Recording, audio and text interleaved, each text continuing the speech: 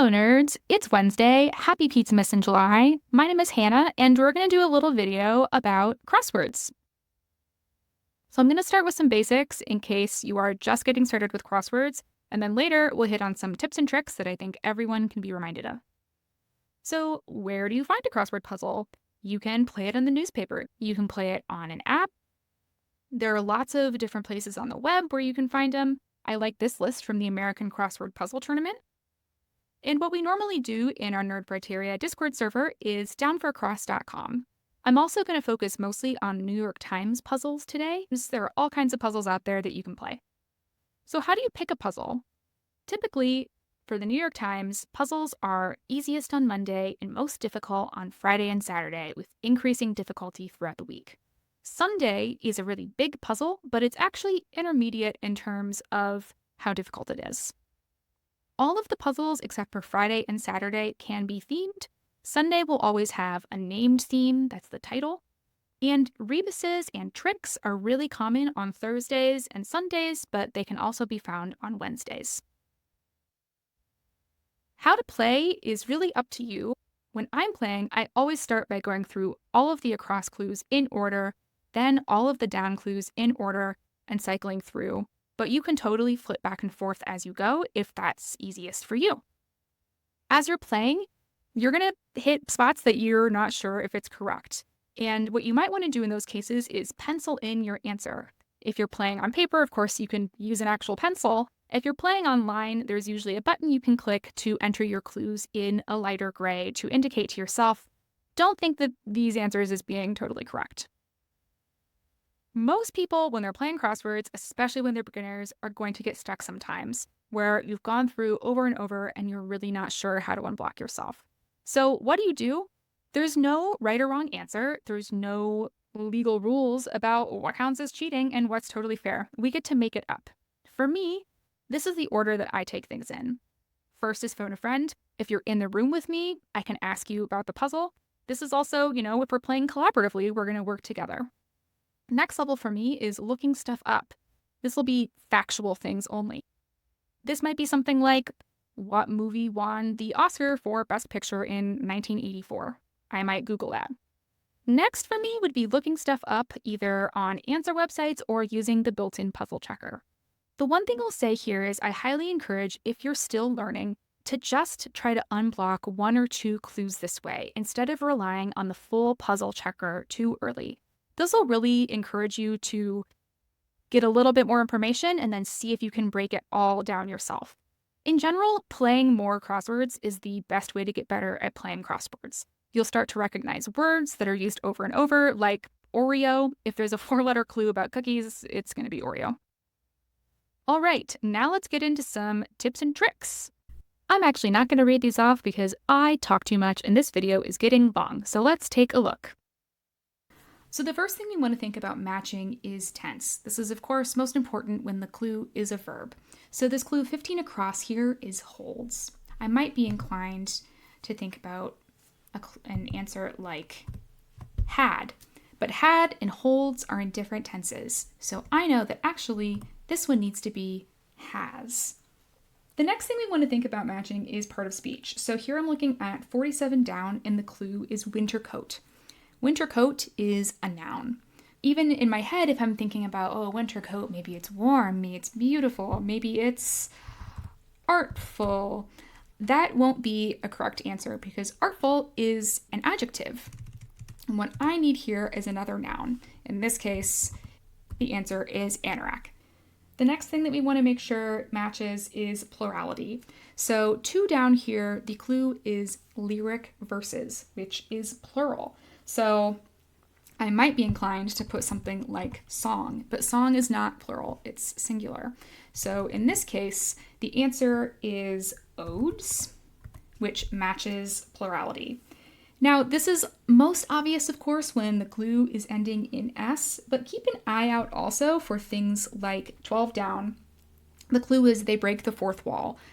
They is, in this case, a plural pronoun, right? So the answer here is asides, which is plural. All right, the next thing you want to keep an eye out for is capitalization. You'll notice looking at these clues that the first word is always capitalized. Watch out for where they use this to be tricky by hiding a name in the first word that can also be a noun. So it's not the case here, but something like tick off. Maybe there's a guy out there named John Tick, and that was going to be a part of this clue. Conversely, you have something like 64 down here, where Spelman, I know that's a name, I know it's a university, and normally that would be capitalized. So when I see here that it's not capitalized, that's going to help me figure out that in this clue, it's referring to a website, and the answer is edu for spelman.edu. Another thing to keep an eye out for is abbreviation. Now, a lot of times the clue will tell you that your answer is going to be abbreviated by just writing ABBR, or it might say something like for short. But you can also see, like in 10 across here, that there's an abbreviation in the clue, and that's letting me know there's going to be an abbreviation in the answer. And in this case, that is WPA. One thing to keep in mind with these clues, the words in the clue will never be in the answer. Even some of these really small words like and, of, the, if it's in the clue, it's not going to be in the answer. So if I'm looking at, let's see, 46 across, the answer for what participles shouldn't do, it's not going to include the word do. I couldn't say do work. I know that already because I have the A here, but I know that what participles shouldn't and do are not going to be in the answer, even if they're hidden inside another word. So like in 32 across, meathead, the answer is not going to be because meat is a part of meathead. Okay, if you see a clue like 48 down, which is current event, ending in a question mark, usually means there's some wordplay or a pun, or it's a little bit of a stretch. So current event, you might be thinking, if there was no question mark, news. The answer here is actually going to be El Niño, referencing a different type of current. Last thing I want to mention here is if you see quotes or brackets in a clue like 40 down, I'm such a meathead, this is going to be something that's spoken aloud, a phrase, something you would say if it's in quotes. If it's in brackets, it's typically more of an action. Sometimes an onomatopoeia gets thrown in here. So here the answer is do. All right, now for the tricks, themes, rebuses. A theme is just a theme. It could be a bunch of clues that have similar wordplay or similar subjects. They might be connected with a star. But what's a rebus? A rebus is anything that's not a single letter entered into a single box. So that could be multiple letters or a word. It could also be a symbol, or it could be a number. The sky's the limit. So let's go take a look at one. All right, so I filled a little bit more into this puzzle, and a lot of times the only thing that's going to clue you to the fact that there is a trick or a rebus in play is that something just seems weird. There's certain clues that you know the answer to, and they don't fit. That's a big red flag that there might be a rebus going on. You might also have a clue like 63 across here, which says it's a hint to 4 squares in this puzzle. That's letting you know there's something being linked here. So I'm going to use the example of 27 down. TV Monster's catchphrase. Let's say I know this is talking about Cookie Monster and his catchphrase is me want cookie. But there are not enough letters here for me want cookie. What this ends up being here, if I fill in all of the other letters, me want blank. This is a rebus where the answer is COO, which is the sound a pigeon makes. Pigeons go coo and pigeon holes.